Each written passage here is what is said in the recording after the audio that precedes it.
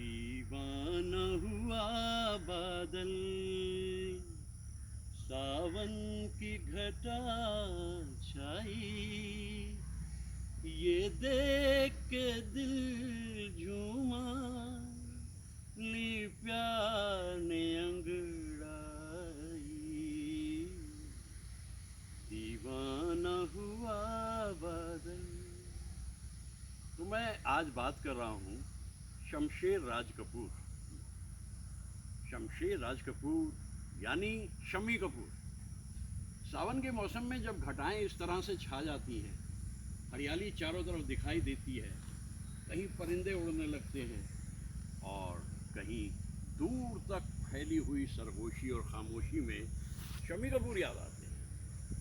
आज का दिन शम्मी कपूर साहब से इसलिए वाबस्ता है क्योंकि आज के दिन शम्मी कपूर दुनिया से रुखसत हुए, यानी 14 अगस्त और बरस था 2011।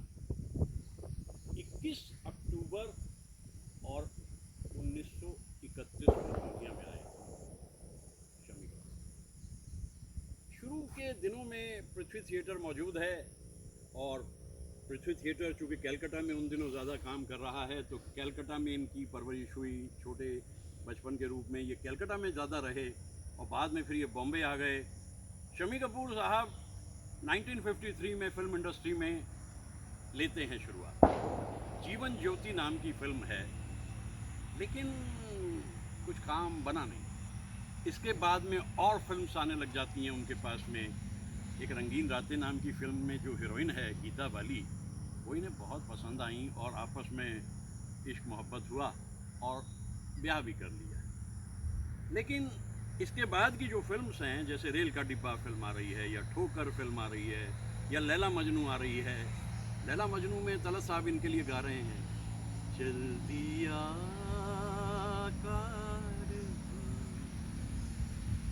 रह गए हम यहाँ, तुम वहाँ।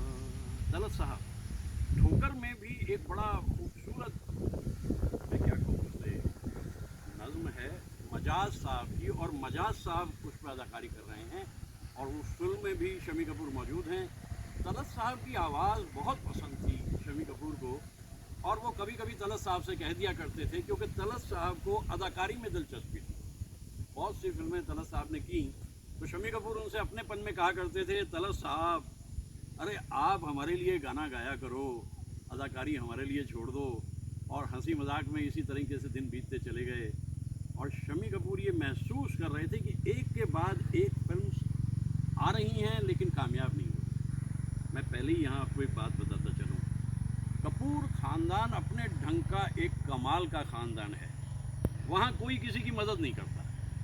वो सब ये कहते हैं फाइंड योर ओन स्काई, अपना आसमान खुद ढूंढो। राज कपूर साहब ने भी यही किया, पृथ्वीराज कपूर साहब ने भी यही किया और यही शम्मी कपूर साहब कर रहे हैं। फिल्म्स आती जा रही हैं, कुछ मिल नहीं रहा। कहीं शीरी फरहाद है और कहीं कुछ और फिल्म्स हैं, लेकिन अभी तक भी एक फ़िल्म, लगभग 4 बरस बीत गए, कोई फिल्म ऐसी नहीं जिसका जिक्र किया जा सके। शम्मी कपूर साहब खुद भी बड़ी सोच में पड़ जाते हैं वो क्या करें, और इतने में आ जाता है बरस 1957। बरस 1957 की अहमियत ये है कि इसमें नासिर हुसैन साहब एक फ़िल्म बना रहे हैं, तुम सा नहीं देखा। ओपी नैयर का संगीत है और साहिर लुधियानवी साहब इसके गीत लिखेंगे और जाहिर है मोहम्मद रफ़ी साहब इसको गाएंगे और शम्मी कपूर साहब वहाँ पर मौजूद हैं।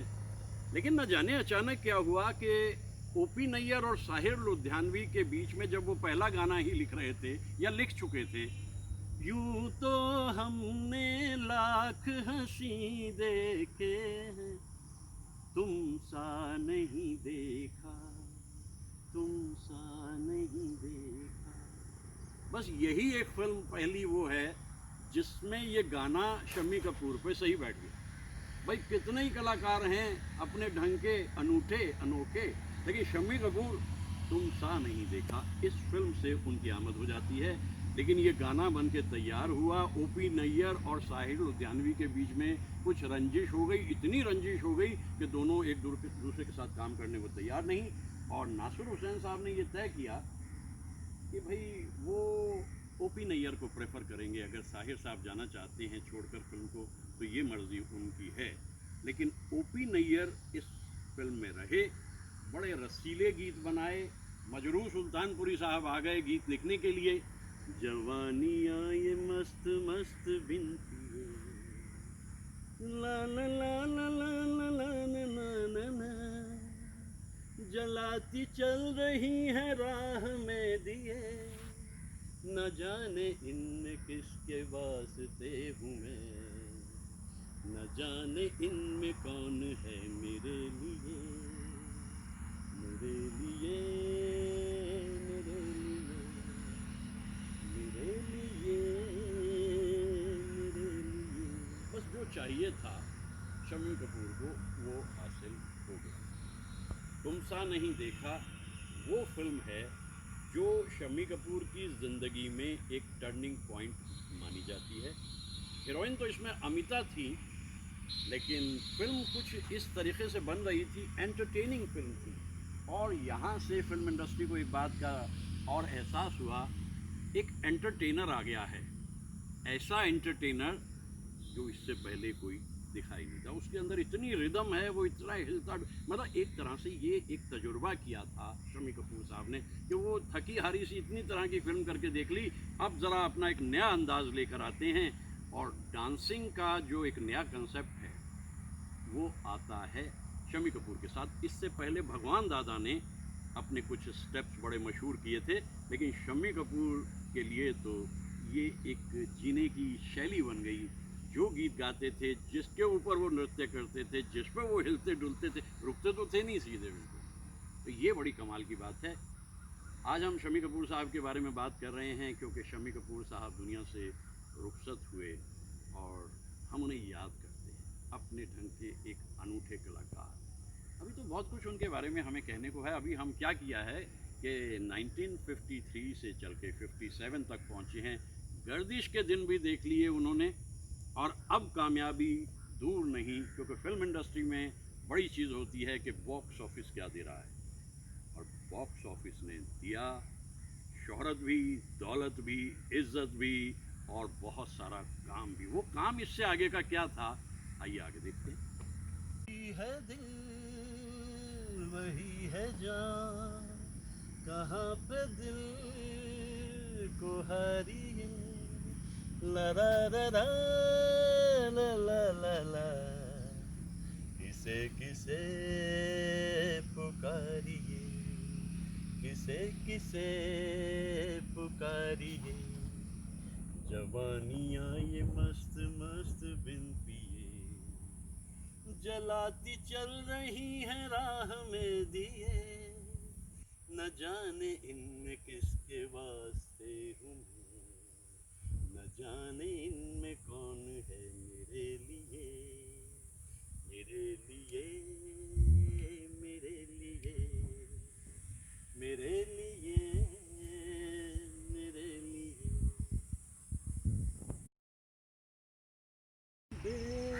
बेकरार से हो क्यों हमको पास आने दीजिए, गिर पड़ा जो हाथ से वो रुमाल उठाने भी दो, चलते क्यों हो जाने भी दो, हम और तुम और ये सम क्या नशा नशा सा है, बोलिए न बोलिए सब सुना सुना सा है, हम और तुम और ये सम।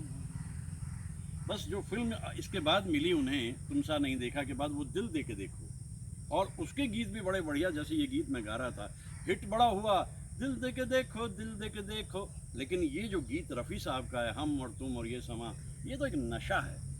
इस गीत को बनाया था उषा खन्ना ने, जो बनना चाहती थी गायिका, लेकिन जब वो एस मुखर्जी साहब के पास पहुंची तो एस मुखर्जी साहब ने पूछा उनसे, उषा तुम लता से बेहतर गा सकती हो? बड़ी ईमानदारी से उषा खन्ना ने कहा नहीं, तो तुम ऐसा करो, संगीत की तैयारी करो, तुम्हें फ़िल्म दी जाएगी। और ये दिल दे के देखो, पहली ही फिल्म में उषा खन्ना हिट हो गई और इसके बाद शम्मी कपूर ने कभी पीछे मुड़कर नहीं देखा। ये गीत बड़े खूबसूरत बने और ये माहौल जितना दिलकश है, इसमें इन गीतों को गाना गुनगुनाना एक सुखद अनुभव तो है ही। बहुत ही खूबसूरत मंजर है, इन पेड़ों को देखता हूँ, इस हरियाली को देखता हूँ और शम्मी कपूर साहब को याद करता हूँ। आज का दिन 14 अगस्त और ये बरस है 2020 और वो बरस था 2011 जब शम्मी कपूर इस दुनिया से रुखसत हो गए थे। और कैसे सुरीले गीत, एक he was king of rhythm, उनकी ताल तो कमाल थी। तो इस तरह से शम्मी कपूर साहब 14 अगस्त और 2011 को दुनिया से रुखसत हुए। इन मनाजिर में आकर के हम जब उनको याद करते हैं, एक बात हमेशा ख्याल रखते हैं, he was a self made man, he was a self made man. उन्होंने अपने आप को मेहनत की, मेहनत करके इतनी कंपटीशन के होते हुए भी उन्होंने कभी हार नहीं मानी, कि चलते रहे शम्मी कपूर।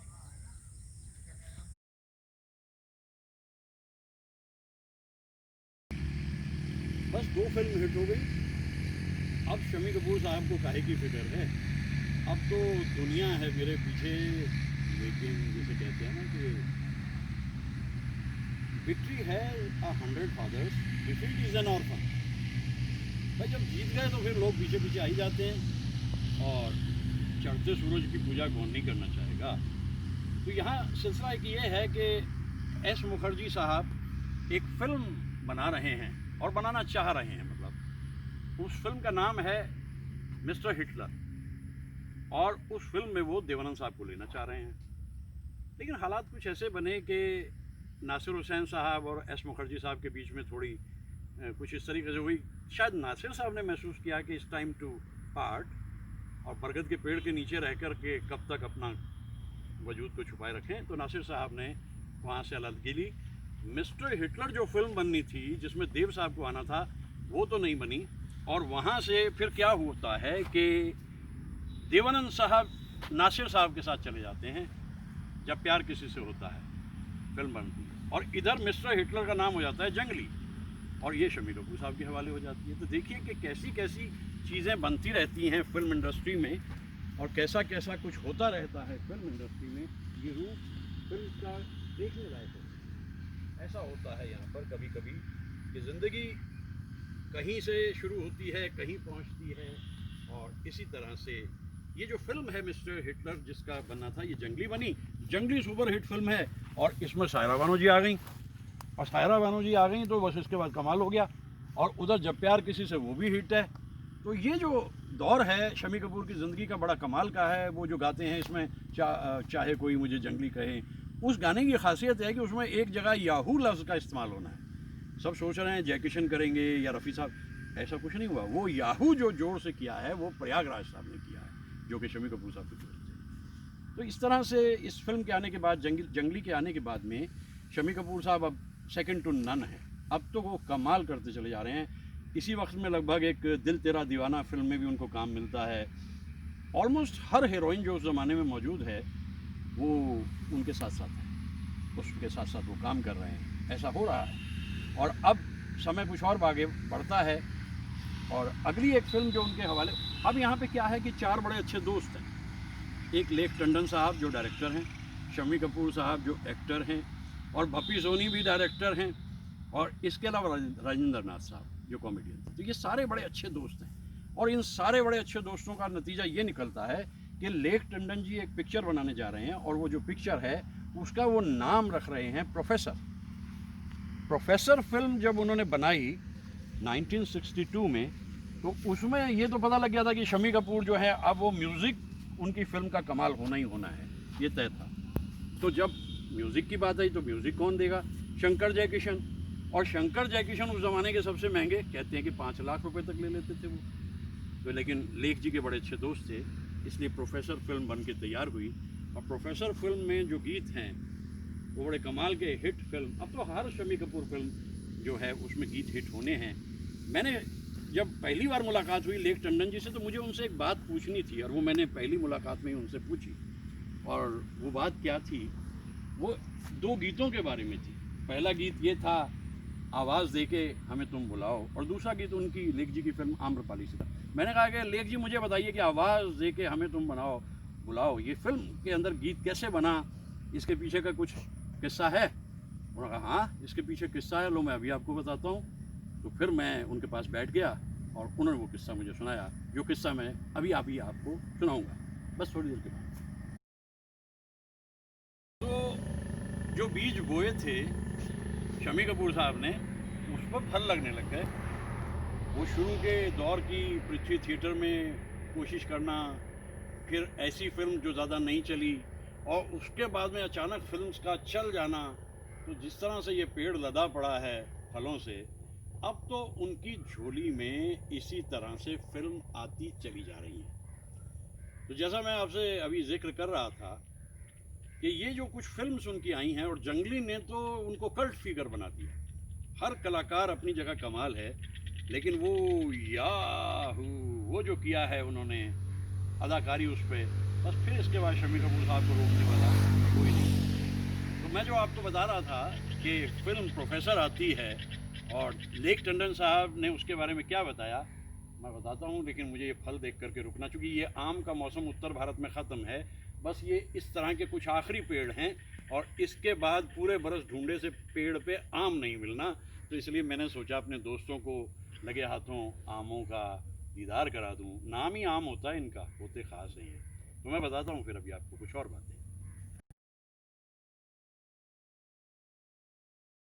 लगे आमों का दीदार भी कब कब होता है, और उत्तर भारत में इन दिनों इन आमों को देखना एक बहुत ही खूबसूरत अनुभव है। इतने अच्छे लग रहे हैं ये सब आम, इतने सारे आम, वाह आम आम।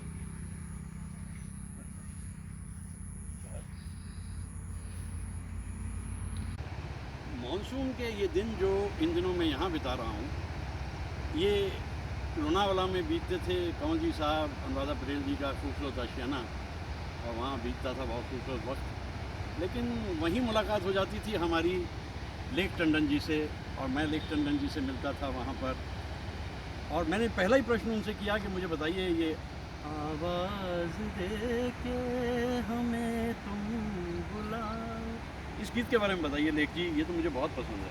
कहते हाँ मैं बता देता हूँ इस गीत के बारे में। भाई ये गीत जो मैंने अपने म्यूज़िक डायरेक्टर शंकर जयकिशन को बताया, हसरत जयपुरी को, तो उन्होंने ये गीत लिख दिया, तैयार कर दिया। और जब इसकी रिकॉर्डिंग हुई तो रिकॉर्डिंग के बाद में सभी बड़े खुश हुए, लेकिन जैसे ही ये गीत सुना शम्मी कपूर ने, वो चुप हो गए। मैंने पूछा क्यों होया शम्मी, लेक जी पंजाबी में क्यों होया, तो लेक जी को बताया। शम्मी ने कहा यार ये क्या तरीका हुआ, आवाज़ दे के हमें तुम बुलाओ, मुखड़ा निकल गया, लता जी गा रही हैं। इसके बाद में अंतरा निकल गया, लता जी गा रही हैं। तो भाई मैं इस गाने में क्या कर रहा हूँ, इस बात के ऊपर शंकर जयकिशन सुनते रहे, हसरत भी सुनते रहे, और लेक जी ने कहा कि भाई देखो इसके बाद देखो ना, अब तुम इसके बाद अंतरा जो अगला है उसमें तुम आओगे शम्मी, रफ़ी साहब आएंगे। वो थोड़े से नाराज़ भी हुए शम्मी कपूर, और उन्होंने ये बात राज कपूर साहब तक पहुँचाई। राज कपूर साहब तक जब ये बात पहुँची तो उन्होंने कहा भाई जो लेक कह रहे हो तो उसको कर ले। तो वो जो बात उनके सामने आती है, उसका नतीजा क्या निकलता है कि वो ये गीत जब बन करके तैयार हुआ, तो जैसे ही फिल्म रिलीज़ हुई, तो फिल्म के रिलीज़ होते ही मोहम्मद रफ़ी साहब का जो हिस्सा आता है उसके अंदर, जिस तरह मैं सांसों के हर तार में, तो सारे लोग उठ खड़े हुए और उन्होंने खूब तालियां बजाई। बहुत अच्छे ढंग से इस गीत को उन्होंने रिसीव किया। प्रीमियर हुआ था, और प्रीमियर पे वहाँ पर मौजूद थे, बहुत सारे लोग मौजूद थे, देवानंद मौजूद थे, पंचम थे, और महबूब साहब, ये मुझे बताया था लेक टंडन जी ने। फिर कहते चुपके से मेरी तरफ को देखा उसने, शम्मी ने बड़ी मिस्चीवियस एक स्माइल दी, और मिले गए गले दोनों जा कर के, और इस तरह से ये गीत बन के तैयार हुआ। तो आवाज़ दे के हमें तुम, अब कोई फिक्र नहीं, हिट हो गई है प्रोफेसर भी, और इसके बाद फिल्म एक के बाद एक मिलती चली जा रही हैं। और 64 इसके बाद में फिर एक इम्पॉर्टेंट, बल्कि 63 मैं कहूँगा, 63 में एक फिल्म आई थी ब्लफ मास्टर, शम्मी कपूर के ऊपर 3 प्लेबैक गा रहे हैं, गोविंदा आला रे रफ़ी गा रहे हैं, उसने चला कुछ ऐसी चल रफ़ी गा रहे हैं, और एक गीत मुकेश साहब का भी है, और हेमंत दा ने भी उसमें गा दिया, ए दिल अब कहीं ले जा, ना किसी का मैं, ना कोई मेरा। ये यमुना है और प्रवाह यमुना का है। एक बार चल पड़ा सिलसिला तो चल पड़ा, फिर काहे की फिक्र है, एक के बाद एक फिल्म उनको मिलती गई। 64 में ही दूसरी एक और फिल्म आती है जिसे मैं कहूँ कि बड़ी इम्पॉर्टेंट फिल्म उनकी ज़िंदगी में है, कश्मीर की कली। और कश्मीर की कली में शर्मिला टैगोर पहली बार हिंदी फिल्म में दिखाई देती हैं, पहले बांग्ला फिल्म कर चुकी थी। और कश्मीर की कली के गाने तो सारे कमाल थे, तारीफ़ करूँ क्या उसकी, ये तो अपने ढंग का एक अलग ही गीत था। इसके साथ ही राजकुमार पिक्चर आती है, उसमें भी बहुत अच्छी गीत। शम्मी कपूर की हर फिल्म का मतलब था कि संगीत तो कमाल होगा ही। अब ये हाई टाइड है, जैसे ये एक परिंदा उड़ा जा रहा है, मतलब ये उड़ान मिल गई है शम्मी कपूर साहब को। और ये अब जैसे चाहे उड़ ले, जैसे चाहे जहाँ चला जाए, जैसे वेग उनकी ज़िंदगी में आ गया है यमुना के वेग की तरह। 1966 फिर एक ऐसा बरस है जिसमें तीसरी मंजिल, ऐसे गीत बने थे, पंचम धाम ने कमाल किया था।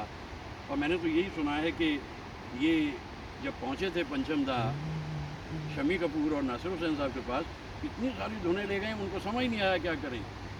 तुमने मुझे देखा होकर मेहरबान, रुक गई ये ज़मीं, थम गया आसमां, जाने जाने जा। सारे ही गीत उस फिल्म के कमाल, शम्मी कपूर साहब छा गए। अब जीवन उस स्टेज पे आ गया है, जो जी आता है वो करते हैं। कोई अच्छी और रोमांटिक तो बहुत कमाल के थे। 60s में खबर ये भी उड़ी थी, वो जो इजिप्शियन बैली डांसर थी नाडिया कमाल, वो इन पे फिदा हो गई थी। इंटरनेशनल स्टार और शम्मी कपूर साहब धीरे धीरे उन्हें समझाया कि देखो देखो देखो। इसके बाद में एक फिल्म की शूटिंग चल रही थी 68 में, मुमताज़ उसमें अदाकारा थी, जैसे हीरोइन राजश्री थी, ब्रह्मचारी। और वहाँ भी मुमताज़ और शम्मी कपूर के बीच बहुत अच्छी अंडरस्टैंडिंग हो गई, यानी दोस्ती हो गई। लेकिन विवाह किया उन्होंने नीलो देवी से 1969 में जाकर, जो आखिरी पल तक चलता रहा। शम्मी कपूर एक दरिया है, एक चलता हुआ बहता हुआ दरिया है, वो रुकता ही नहीं है। उसमें वेग इतना है, उसमें तेज इतना है, उसमें जोश इतना है, उसमें जुनून इतना है, वो कमाल करता है। इतने बड़े बड़े हीरोज़ उस ज़माने में मौजूद हैं, लेकिन शम्मी कपूर की अपनी पहचान अलग सी है। ब्रह्मचारी फिल्म आने के बाद, ब्रह्मचारी उनकी ज़िंदगी का एक इम्पॉर्टेंट हिस्सा है। फिर थोड़ा वो समझ गए थे कि समय बीतता जा रहा है, लेकिन ब्रह्मचारी में उन्होंने जो कमाल करके दिखाया वो अपने ढंग का कमाल ही था। तो मुझे तो शम्मी कपूर साहब के बारे में आज बहुत कुछ इसलिए भी मैं कहे जा रहा हूँ, आज ही के दिन रुखसत हुए, 80 बरस के करीब उम्र हो गई थी और कुछ बीमारी भी उनकी ज़िंदगी में आ गई थी। मैंने सुना है कि कहा करते थे कि आखिरी 4-5 दिन जो उन्हें हॉस्पिटल में काटने, फिर उन्हें डायलिसिस भी होता था। कहीं किसी ने कहा भी, देखो शम्मी साहब कितना मुश्किल होता है, 3 दिन डायलिसिस होता है। शम्मी साहब का देखिए पॉजिटिविज्म, कहते हैं अरे 3 दिन अगर डायलिसिस है तो 3 दिन तो अपने हैं ना। तो ये सोच शम्मी कपूर साहब को सबसे अलग बना देती है। अब बड़े ईमानदार थे। 2 बातें बिल्कुल ख़ास कही उन्होंने कि मेरी कामयाबी में मोहम्मद रफ़ी का बहुत बड़ा हाथ है, और वो कहते थे मेरी कामयाबी में कश्मीर का बहुत बड़ा हाथ है। ये दोनों चीज़ें जो हैं ये शम्मी कपूर को बनाती हैं, ये बड़ी ईमानदारी से वो कहते थे। मोहम्मद रफ़ी साहब के बारे में उन्हें मालूम हुआ 31 जुलाई 1980 रात को 10:25 पे मोहम्मद रफ़ी साहब रुखसत हुए, और उस वक्त वृंदावन में थे। आखिरी वक्त आते, मतलब आखिरी से मतलब फिल्म में ख़त्म करते करते तसव्वुफ़ की दुनिया में जाने लगे थे। गुरु भी धार लिए थे शम्मी कपूर साहब ने। तो सुबह जब जा रहे थे वो तो रिक्शा से, तो पीछे से किसी ने आके कहा कि शम्मी कपूर साहब आपकी आवाज़ चली गई। मेरी आवाज़ चली गई यार, मैं बोल तो रहा हूँ। अरे साहब, रफ़ी साहब दुनिया से रुखसत हो गए रात। बस ये दुख शम्मी कपूर साहब के लिए बहुत बड़ा था, क्योंकि वाकई जो गीत रफ़ी साहब ने गाए वो अपने ढंग के अलग ही गीत थे। कितने दरिया को देखता हूँ, शम्मी कपूर को याद करता हूँ, आसमान को देखता हूँ, घटाओं को देखता हूँ, और फिर सोचता हूँ कि ऐसा कलाकार भी कहाँ मिलता है। बस फिर क्या था, 1961, 64, 66, 68 आते आते ब्रह्मचारी एक तरह लगने लगा था कि बस अब काम लगभग पूरा हो रहा है फिल्म इंडस्ट्री में। और उसके बाद फिर उन्होंने 1971 में अंदाज़ फिल्म की, जिसमें राजेश खन्ना हीरो थे। अब राजेश खन्ना का ज़माना शुरू हो चुका था, शम्मी कपूर को कोई फ़र्क नहीं पड़ता, उसके बाद वो काफ़ी कैरेक्टर रोल करते रहे। मेरा ख्याल है कि इस नदी के वेग को ध्यान में रखते हुए, मौसम को ख्याल में रखते हुए, आज जितनी बातें मैंने कही हैं उसमें थोड़ी सी बातें मैं और कहता हूँ, और खूब आज याद कर रहा हूँ मैं यहाँ पर रफ़ी साहब को। है सजदे के काबिल हर वो दीवाना कि जो बन गया है तस्वीरे जाना, करो एहतराम उसकी दीवानगी का, मोहब्बत में जो हो गया हो किसी, है दुनिया उसी की, ज़माना उसी का। और इसमें जो संगीत दिया है वो भी नैयर साहब ने। शक्ति सामंत बड़े अच्छे दोस्त थे शम्मी साहब के, और कहा करते थे कि भाई उस आदमी का एक कमाल ये था कि अपने साथ मेडिकल किट, हम अगर आपको कोई तकलीफ है या नहीं भी है तो उसके लिए दवाई।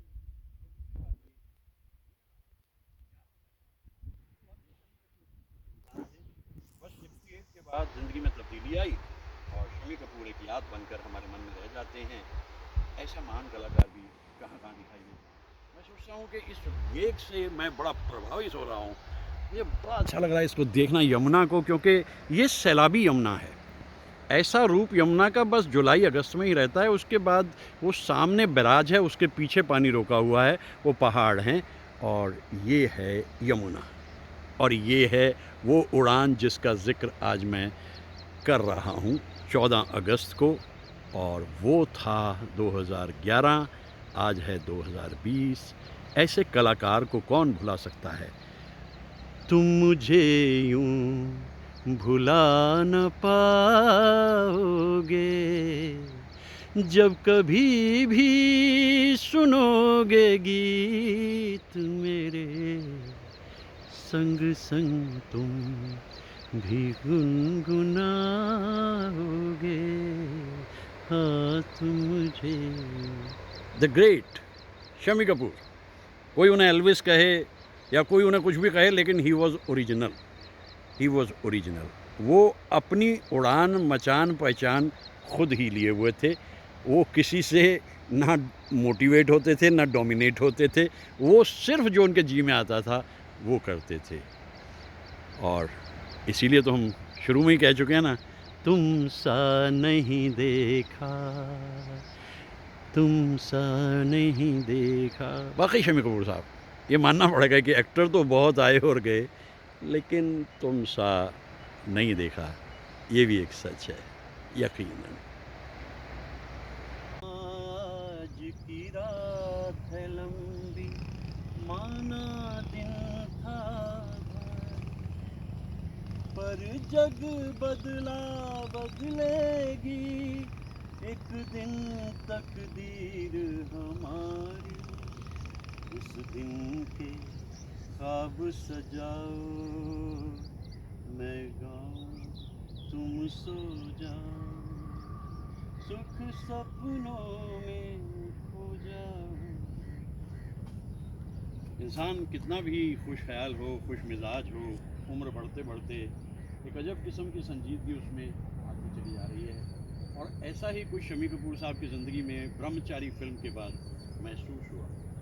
वैसे बहुत पहले जब गीता बाली जी की मौत हो चुकी थी, तब भी किसी एक फिल्म के अंदर एक बड़ा संजीदा गीत उन्होंने गाया था, जिंदगी क्या है, गम का तूफान है, न जीना यहाँ बस में, न मरना यहाँ बस में, अजब दुनिया।